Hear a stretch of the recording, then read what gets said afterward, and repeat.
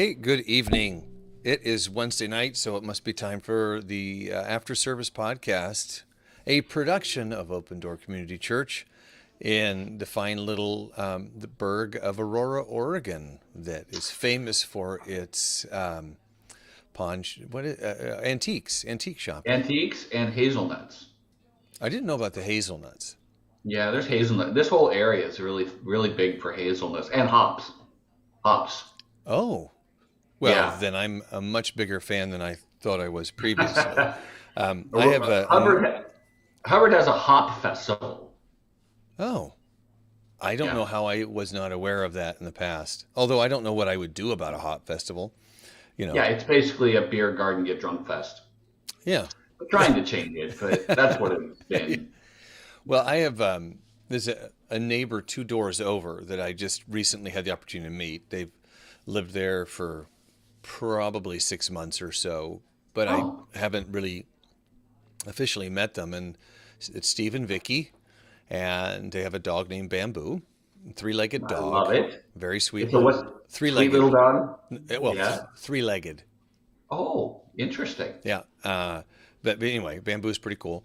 And when I met Steve because I was packing up my gear to come to church on a Sunday morning, and he just wanted to know where I go to church and where I'm leading music and stuff. And I told him Aurora, and he's like, "Oh, we love to go to Aurora. We love the bakery there. We like to go Hmm. kind of visit the shops and that kind of stuff." So yeah, it's kind of cool that our community is, you know, that people 20 miles north are visiting there. Hmm. So if it's worth going to visit a bakery, it's got to be worth coming to hear your message. That's all I'm saying. Oh, that's very kind of you. So It's accurate. It's accurate too, though. I acknowledge that. No, I I appreciate that. and By God's grace. I really enjoyed the sermon this Sunday, Hmm. and a lot of it has to do with just the nature of our relationships. But before I dive into that too deep, um, would you like to do the elevator speech, or would you like to talk about gratitude this week and anything that's popped into your head in terms of gratitude? No. Let's drive right into it. Uh,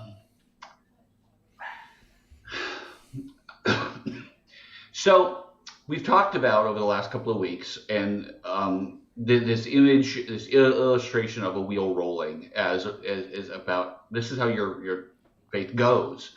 And that last week, not this last Sunday, but the previous Sunday, we talked about the vertical dimension, how you need to listen to God and talk to Him.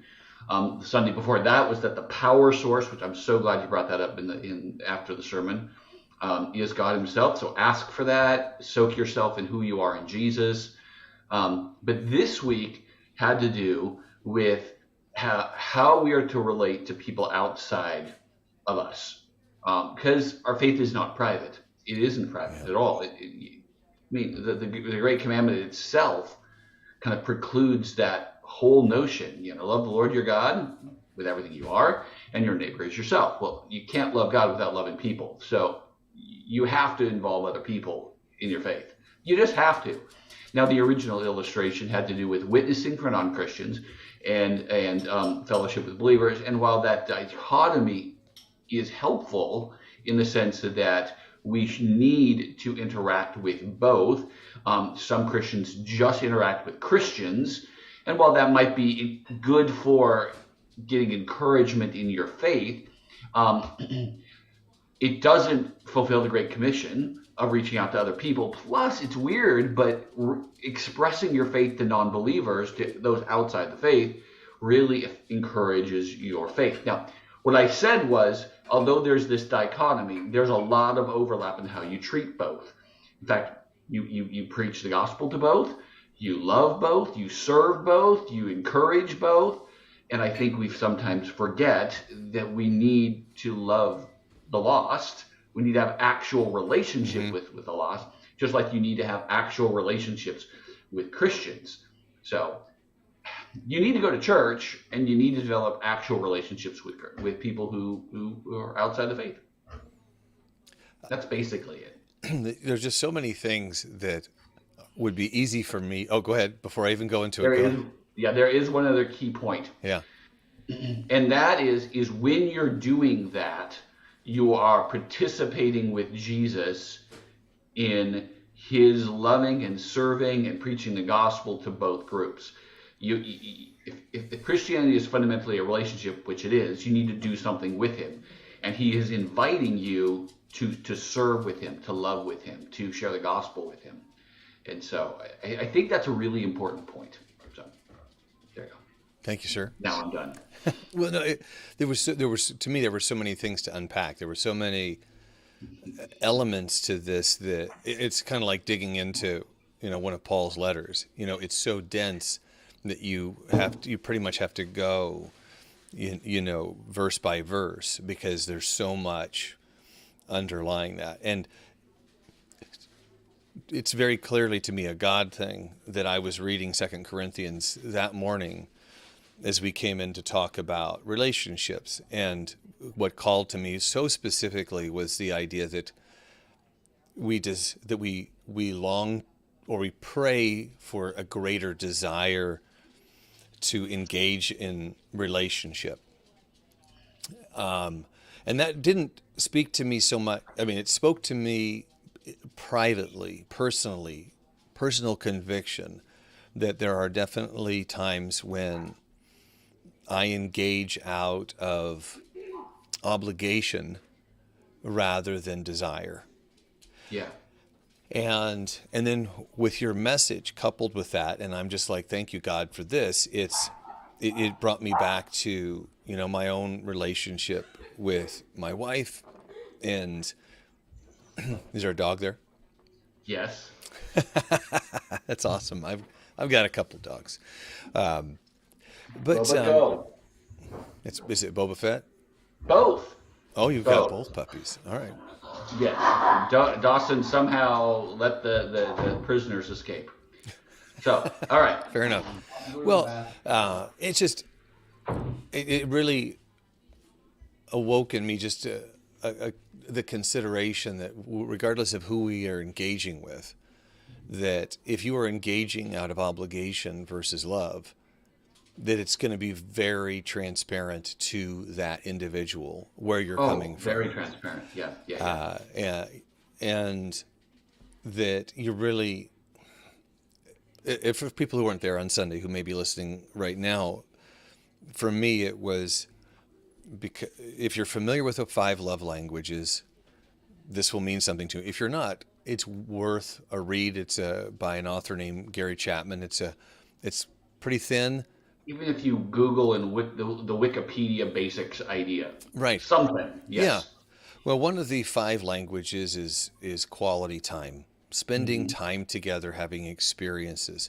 And that's my wife's love language. It's not mine.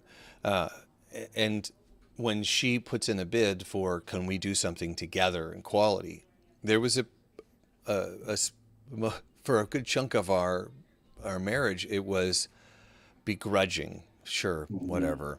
And I would even verbalize what, my grumbling would be evident, right? And at the end of that time, I haven't given any quality time. I've just given time.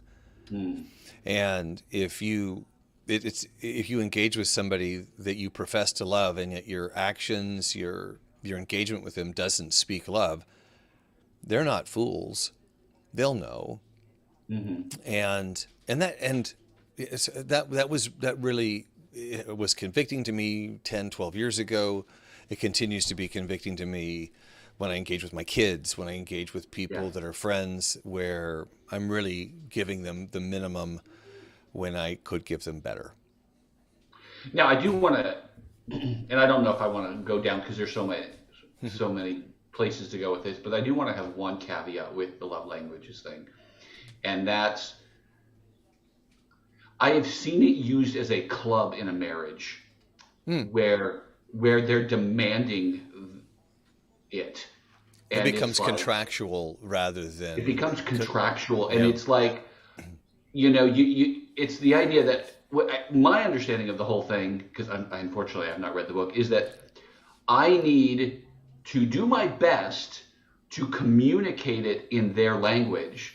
But at the same time, I need to know their language and hear it from them because that's their love language. Does that make sense? It is, yeah. That it's true. Uh, it's the idea that, like for me, words of affirmation is my love language, and Right. so there's like a translation that well, for it to work appropriately, just like marriage itself, it requires a covenantal perspective, which is and a perspective of sacrifice, which you also talked about on Sunday. The Hmm. idea is even though it's not my primary love language, I'm going to set that aside because I know it's important to them to speak in their language. And you work under the assumption that in this covenant relationship, they'll do the same for you.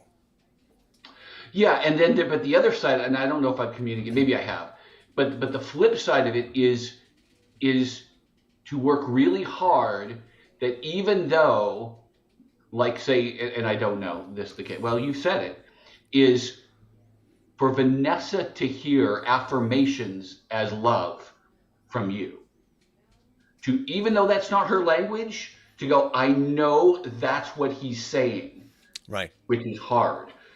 But does that make sense? I mean, yeah, I need to try and tell Kathy I love her in the ways that she hears. But the flip side of it is I need to hear from her the way she expresses love, Yeah. Yeah. It, even when it's not my way. Vanessa and I had, we would have this conversation, and if she's hearing in the background, you'll know when the club comes down on my head. Um, but I would say things like, I need to understand. I mean, I want to put energy into things that register with you, not with things that don't register with you. So I don't want to put energy into Yeah. things that don't mean anything to you. I want, and I think this is the way I put it, which is where it got me in trouble. I want credit for what I'm doing. It's like It's not the right word, but I know what you meant. right, but I put it in the wrong words, and so it's not Yeah. received in the right way. The idea, though, is that you know I love you. I want to know more about you. I want to connect with you in the most meaningful way. What's the most meaningful way? Right. And that's what a lot of it is about.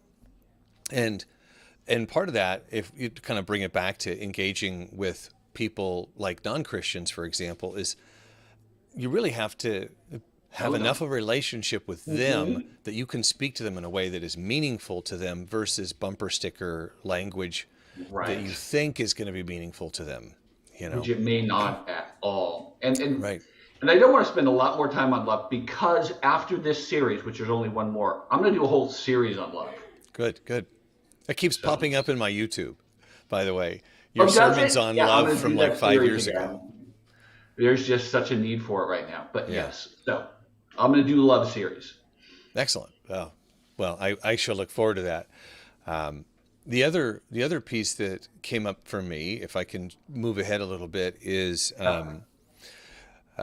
you talked a little bit about the time you would spend with your dad working Hmm. together side by side, and it reminded me of a book called Love and Respect. The author, I can't remember his name, Egerich or something like that is his last name, I know who it is. Yeah. and just talking about the nature of engagement between men and versus women. It's a bit black and white in terms of how it paints it, but there's definitely truth there Yeah. that I agree with that. that I know that if I have an opportunity to walk side by side with somebody, I'm going to communicate better with them than if I'm face to face. Hmm. And that your opportunity to engage with people, Christian or non-Christian, is to. But let's speak of the Great Commission. I have had more opportunities to share my faith with people when we are working side by side than when I approach them face to face. I speak about my faith at work. I don't bludgeon people with it. I work remotely all the time. So I will say, I'm going to speak spiritually here just for a moment and tell you that it feels like what's happening right here is a God thing. That's the way I view it. And just to let them know, I did it today with a client whose daughter is going in for surgery. And she was telling me about it. And I'd like to, I just want to let you know, I'll be praying for your daughter for your surgery. Just this little breadcrumb trail that says, I have a faith. And, it's founded in something that is absolutely true. I don't have to bludgeon you with it. I can drop the breadcrumbs and then I can model it. And it's just kind of being open and real with people, because they end up figuring out you are a Christian often. So why hide it? Just don't be bludgeoning with it. Yeah. Yeah. One of my favorite verses is 1 Thessalonians 2:8, and I'm going to butcher the verse a little bit, but it goes something like this. This is Paul talking. We were delighted to not only share with you the gospel, but our lives as well, because you became very dear to us, dear like mothers with their children. So we cared for you because we loved you so much. We were delighted to share with you not only the gospel of God, but our lives as well. You didn't really butcher it. You did a fantastic job, much better than I would have myself. It's a God grace thing. Yeah. So that kind of says what I'm thinking about with that. You need to be sharing your life. You need to have an actual relationship with people, And then I think, and then the other part of that is just the whole participating with God. And what I'm thinking about with that is and you know this, in both your life and in my life and in people who volunteered in our church, people have gotten burnt out in serving. And there is a time to step back and rest. But I also sometimes wonder if sometimes what it is we fail to recognize the gift that Jesus is giving us by allowing us to serve. Yes. To do it with him. Yeah. That he's he's leading us in worship, and you get to help him do that. Well, this really all comes back to this gratitude exercise that the church is involved in, which is, I think about this a lot, frankly, as a worship leader, that occasionally I have to adjust my perspective a bit and just remember what an incredible privilege and blessing it is to me as an individual to serve in this very specific manner. Because it is remarkable. I'm really grateful for it because he doesn't have to use me in this way at all. And going back to something that we've talked about many times, whether on here or just in conversations with people, is that me as an individual, as a person who leads worship, the grace that God gives me in me acting within that role makes the sum of my talent and work so much greater. I mean, the result is so much greater than the sum of my talent, etc. I feel the same way. I just feel like it's such a spirit that he takes my 2 coins and blows them up in a way that is so much more meaningful than if it were just me alone. Yeah. People say, like, you started the podcast today. It was a great sermon. Now I drive to Aurora to hear it, and I'm like, that really is God. It really is. To be able to remember verses, and I don't have that great of a memory. I really don't.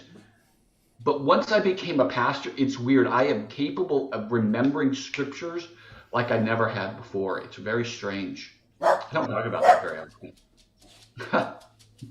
Murphy agrees. But, I think about people who get the privilege of, like, greeting. I wish they would think about it in terms of you are greeting people with Jesus. They're coming. Jesus wants to have them say hello. He's there with you, greeting them at the door, and you're a part of that. And I think that's what Paul is getting at in that 1 Corinthians. I don't know where you were reading.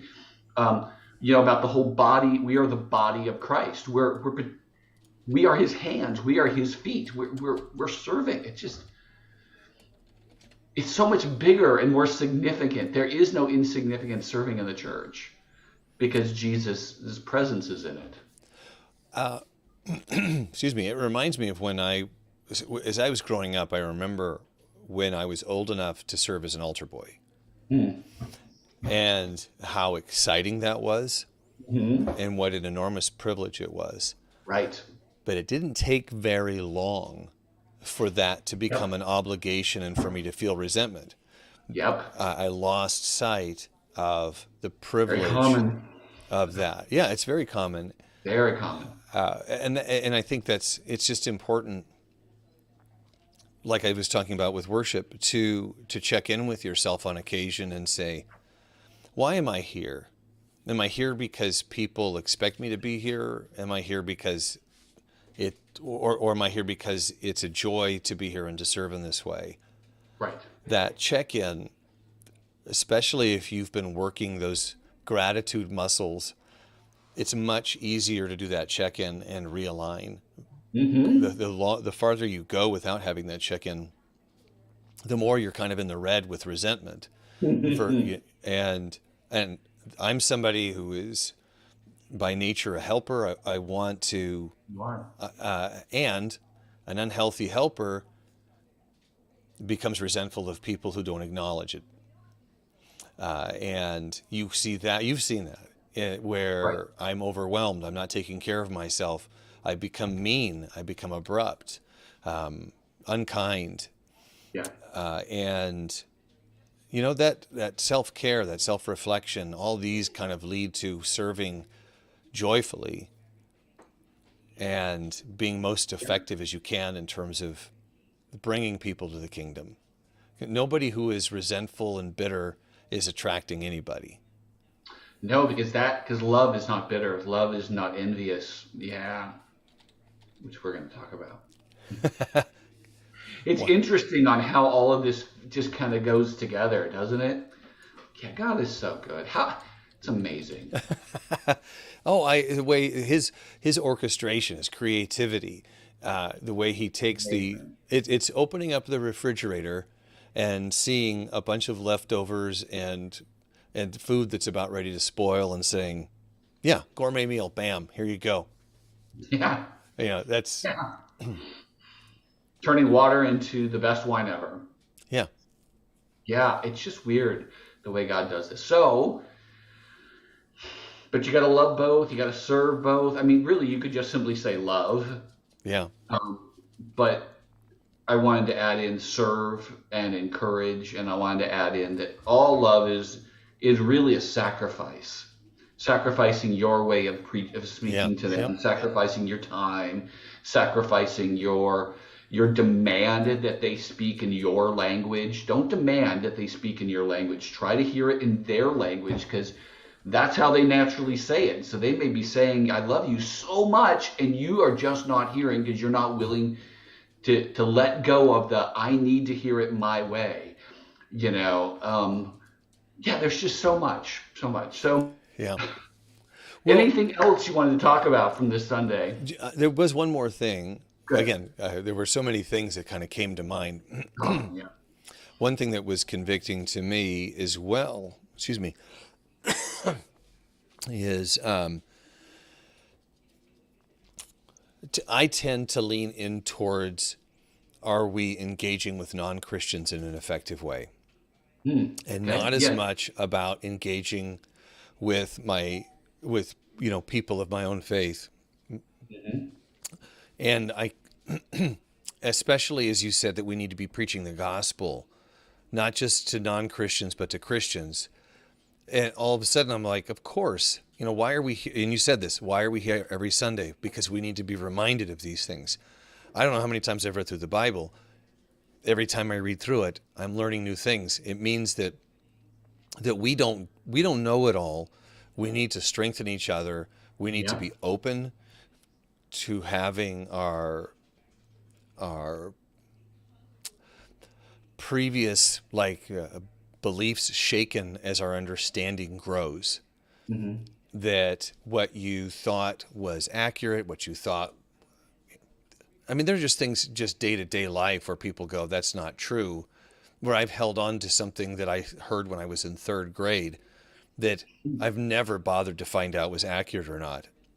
And I find that in my Bible reading, that there are things that I just take for granted to be true. And then when I really subject them to a real test, I go, I'm wrong.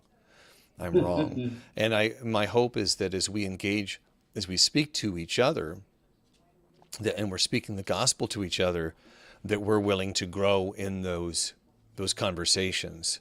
And I was really impressed as evidence of that in the number of folks after the service who commented that they were convicted when you spoke about demonstrating love by wearing a mask, regardless of whether you think it's effective or not. That the people who heard that went, maybe I'm not demonstrating love effectively because it's more important for me to be right or to be comfortable. And for some, as I said, for some people, it doesn't say that to them, because they're convicted that it doesn't matter. So if you don't want to wear it in front of them, fine, whatever. But for those who do, you are telling them that you don't care about them. Right. When Paul's talking about going to have a meal at somebody's house and they don't eat meat or whatever, whether you believe that's true or not, you respect their belief system. Right. And it is kind of that way, both directions. It's interesting, this whole thing. I saw a video the other day talking about, do we need to broaden our understanding of religion? So that's a whole nother whole nother discussion, because of, both sides have characteristics that mirror religious thought patterns. Yeah. Sam is studying right now the three styles of ancient Chinese leadership. Oh, cool. So you've got, and we were talking about it, he's probably behind me right now, Confucianism, Taoism, and legalism, and how those contrast with each other. And so, and I, as we're talking about it, I'm like, that still applies today. Right? The idea that people are inherently bad and they need to follow law. The idea that people are inherently good and left alone, they will treat each other with respect. And then people who are like, I'm just going to go with the flow. The people that straddle the fence in the middle. It was just amazing to me to see how these themes repeat and self-correct. I think ultimately, if we lean into Christ, that you find this path, the narrow path that takes you to a place where you're seeking the benefit of others, and that second most important commandment of love each other as yourself. Now, with that note, on Sunday we're going to finish this off, and we're going to talk about the outer rim. And I'm not sure which two of the three words I'm going to use. One of them is wisdom, because we need to. One is wise. One phrase is wise obedience, because we need to actually do what we're told to do. But there's a wisdom in how to actually go about that well. Like, you want to obey and tell people about Jesus, great, but let's do it wisely. Okay. Sure. Right, but then there's repentance, which is also a very biblical word, and it's like there's a lifestyle of constantly going, yeah, I blew it, I got to do it right this next time. So pray that I figure out which way to go with that. Maybe I'll put all three: wise, obedience, and repentance. There we go. See? Well, sure, and especially, and when you get into love, in a few weeks, we'll have all three Greek forms of love and what they represent. And there you go. So you see filial, agape, and what's the Eros? Eros. Thank you. Yes. All right. Well, you guys have a great night, and thanks for joining us tonight. Thank you, Joe. As always, I've loved this conversation. I always do. Oh, I'm supposed to follow up that. Oh, it was fine for me. Yeah. Folks, thank you, Brian. No, I love this conversation. Again, if folks, if you didn't have an opportunity to catch the sermon on Sunday, it's available online. Go back and watch it. Just really a wonderful exploration of our relationships with each other. Yep. And check that out, and then come back and watch this again, because this is quality time. This could go on your gratitude list if you're There we go. participating in that. Otherwise, Pastor Brian, thank you, sir, and look forward to seeing you on Sunday for the final part of our series. Take care. See ya. Take care.